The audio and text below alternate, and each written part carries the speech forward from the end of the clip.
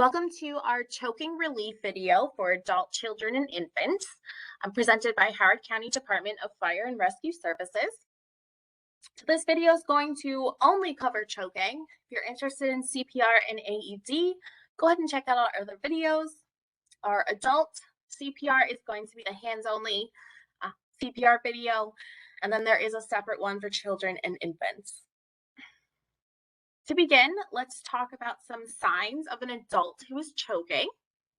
So the universal sign for choking is grabbing at the throat, like we can see demonstrated in the video on our screen. However, just don't always expect people to do that. Sometimes they won't. So don't let that throw you off guard if they're not actually grabbing at their throat. Some other signs might include turning red or blue. For darker skinned individuals, instead of blue, it may show up more as purple. And then the number one most important sign is that the individual is not able to cough or speak. If the person can come up to you and verbally say, "I'm choking," you should not begin your abdominal thrust. If they can speak, that means they have the ability to move air in and out of their lungs. Now, in that scenario, it's more an indication of a partial blockage. So yes, they might still feel something in their throat, but since they can talk and they can get that adequate airflow in and out, it's actually best for you to encourage them to cough, to try to get that partial blockage out of their throat. Coughing is the best way to remove anything. So you don't want to do abdominal thrust if they can cough. Now you might hear a whistling or wheezing sound if just a small amount of air is able to move past the object. Now, because it is such a small amount of air, that is not adequate breathing. So the wheezing or whistling sound would be an indication that you need to take action by performing abdominal thrust. Now we are going to talk about treating choking in two ways. So first, while the person is still conscious, and then once the person has fallen unconscious. We're going to start with our conscious individual. Our first step is making that verbal contact. So we want to go up to the person and ask, "Are you choking?" They should be able to respond back to you in some way, letting you know yes. Maybe they nod their head, something to indicate, "Yes, I am choking." You are then going to say, "I'm going to help you." Now, this initial verbal contact is really important. In the past, people have not done this. They've just kind of gone up to somebody who appeared to be choking and began doing the abdominal thrust. And that can really cause fear to the choking individual because, one, they don't know who you are, what you're doing, that you're there to help them. So just make that verbal contact, make them aware you're actually there to help them. You're not trying to harm them in any way. You want to stand behind the person and keep your head off to the side. During the thrusting motion, the choking individual's head does tend to move back, forward and backwards. So keeping your head off to the side makes it less likely you're going to get hit. You're going to place one foot in between the choking individual's feet. Your other foot should be kickstand behind you to help you stay balanced. You're going to wrap your arms around the choking person. Make sure your arms are underneath the individual's arms. You'll make a fist with one of your hands. The thumb side of your fist goes against the person, and that should be right above their belly button. Your other hand should cover your fist, and then you're going to begin doing a quick inward and upward thrusting motion. Now, remember what your goal is, and that's to dislodge an object that's stuck. That is going to take some force. So you really don't want to be very gentle with this thrusting motion. It is okay to put that force behind it. It's what needs to happen in order for this to be effective. You are then going to continue doing that thrusting motion until one of two things happens. So either the object comes out, that's best case scenario, that's really what we're hoping for, or the person goes unconscious. And we'll talk about how to treat that in a few slides. Here we can see what our hand placement should look like. Picture A, we can see the fist and the thumb side of that fist is actually against the person. It is right above the belly button. Picture B, we can see the hand coming around to wrap the fist. And then picture C is the inward upward thrusting kind of motion, but it's a picture. So this is really what our hands should look like. It is a pretty simple technique once you've learned how to do it. And we can go ahead and watch a video demonstration here.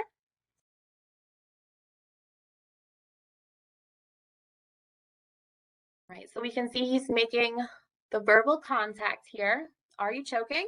Says, yes, I am. Sorry, all right, I'm here to help you.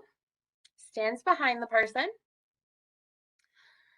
keeping his head off to the side. You can't see his feet, but they are kickstand.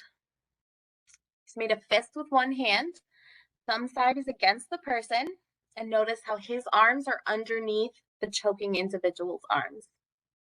And then we're doing the inward upward thrusting motion.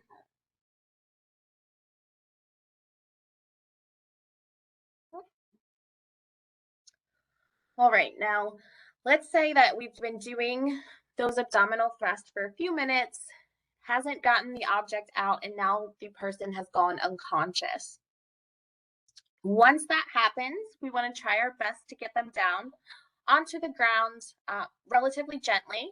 So this is one of the reasons we want your arms underneath the person's arms, and while you have one foot kind of in between the choking individual's feet.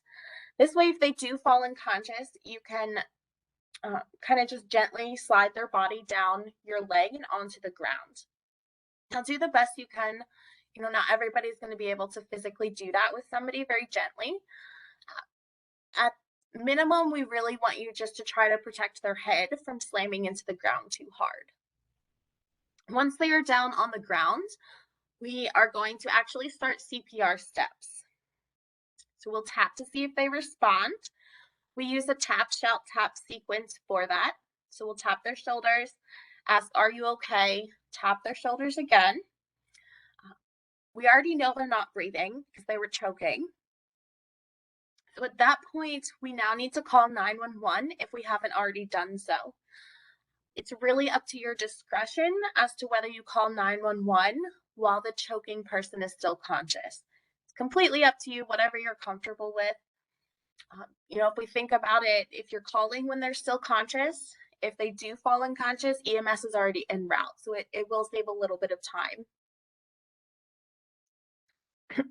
You then start your CPR.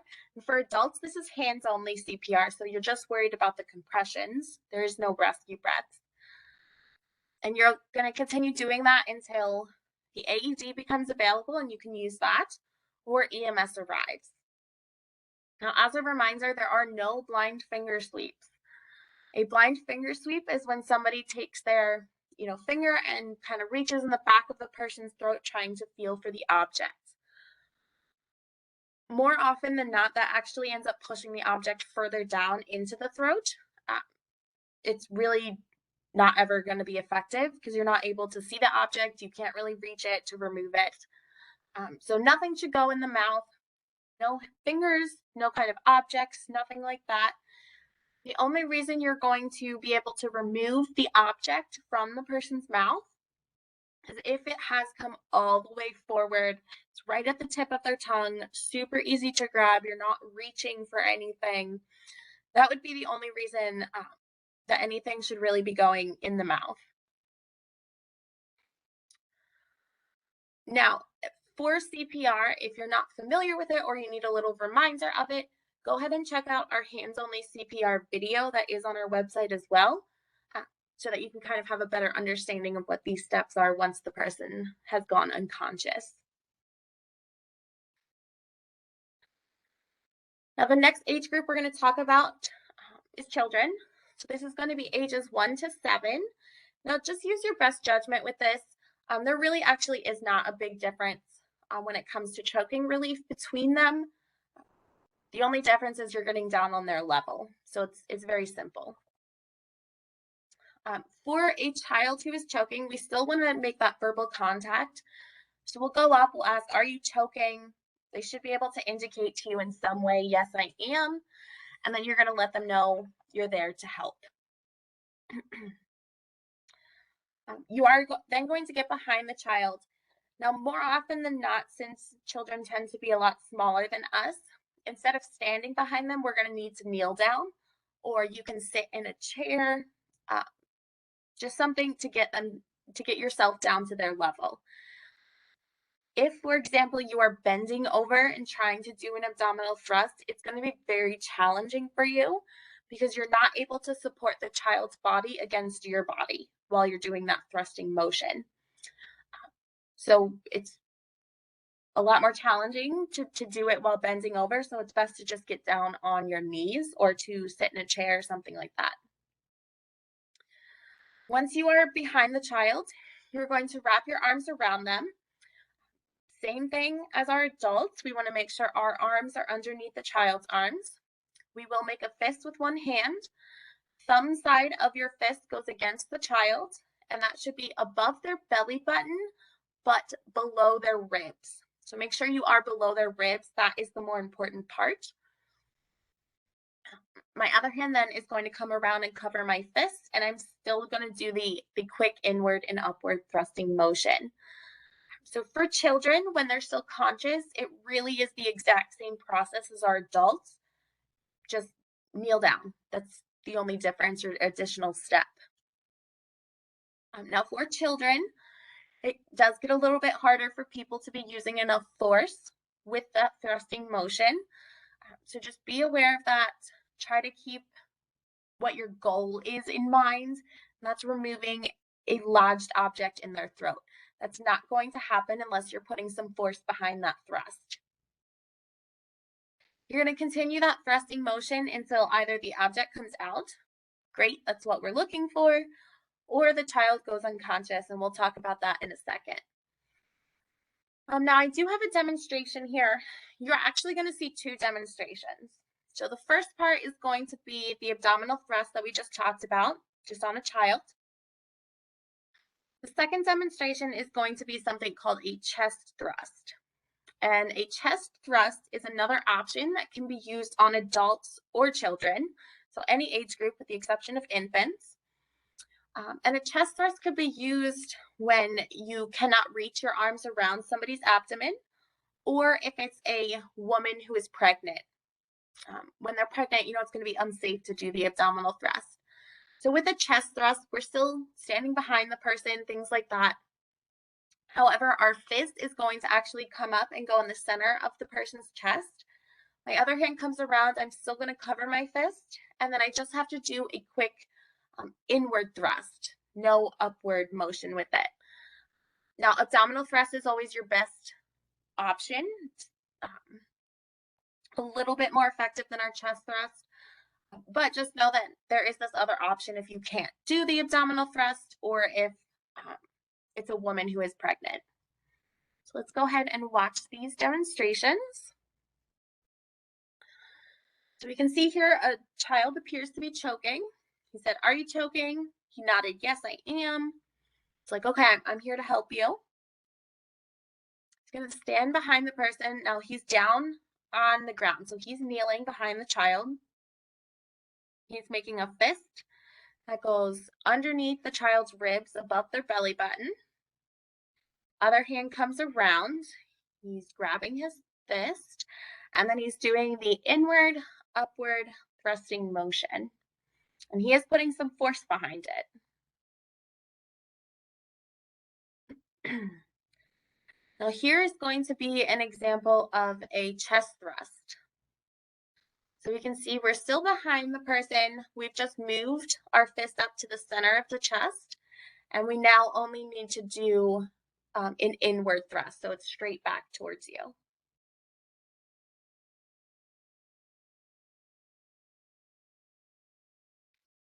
Right now, if the child does go unconscious, we actually begin our CPR steps. So we want to get them down on a hard, flat surface. It's typically going to be the ground in most situations. We still want to do our tap, shout, tap sequence. We don't really have to check for breathing. We already know they're not able to breathe because they were choking. So we are going to call 911 if we haven't already done so. And then we start our CPR cycles. And we're always going to start with our 30 compressions. So we're going to do our 30 compressions and then our 2 rescue breaths. Now, when you're doing rescue breaths for somebody who was choking, number one, just realize it is going to be harder for you to do a rescue breath. It's not that same kind of gentle, easy flow as if the person wasn't choking. The reason you're going to meet that resistance is because you're trying to get the air that you're breathing into them down into their lungs, but it's being blocked by whatever object is there. So you're not going to, use more force to try to get past that object.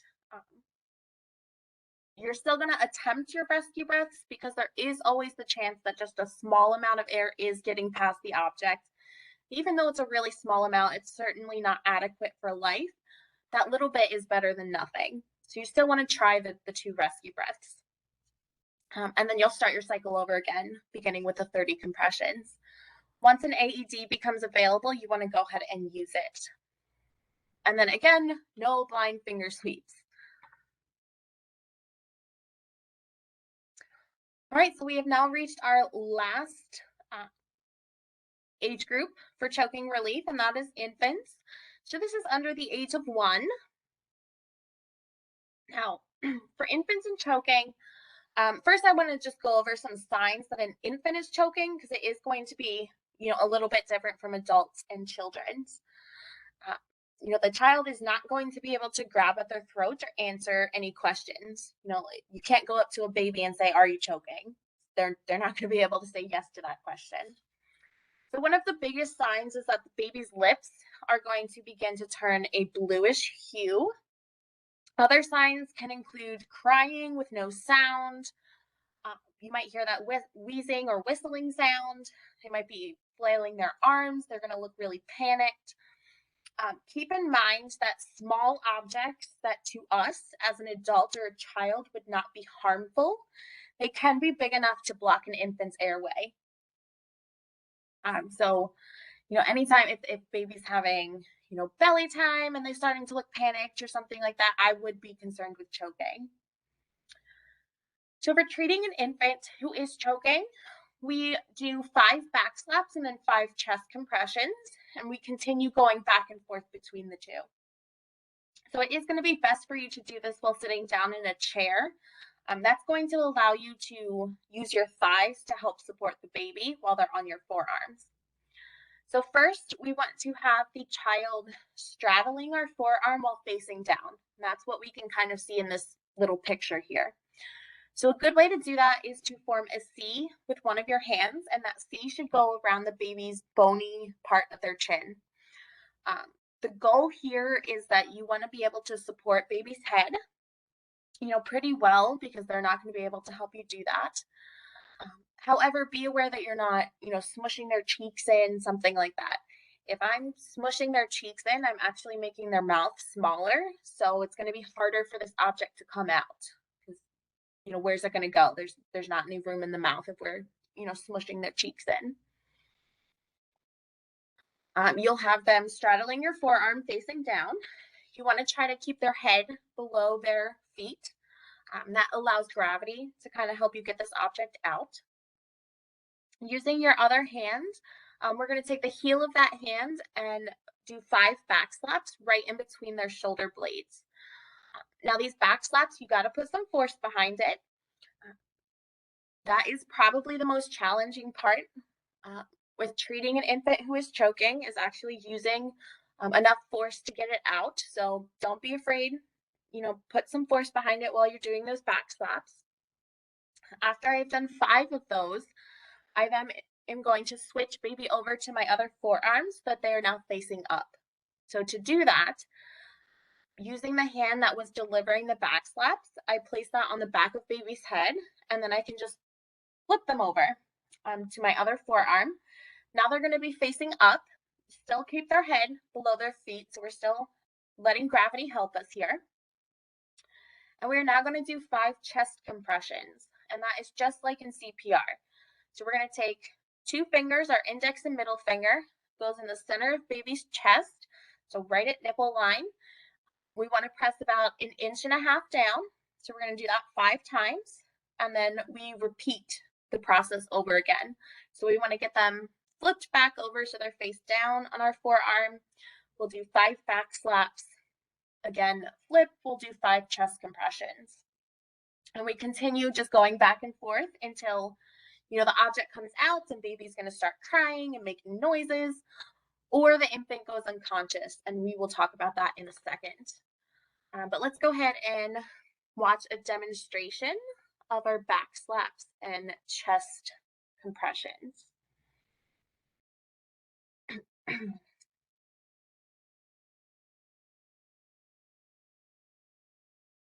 So we can see she kind of made like that C with her hand, put it so that she's supporting baby's head really well.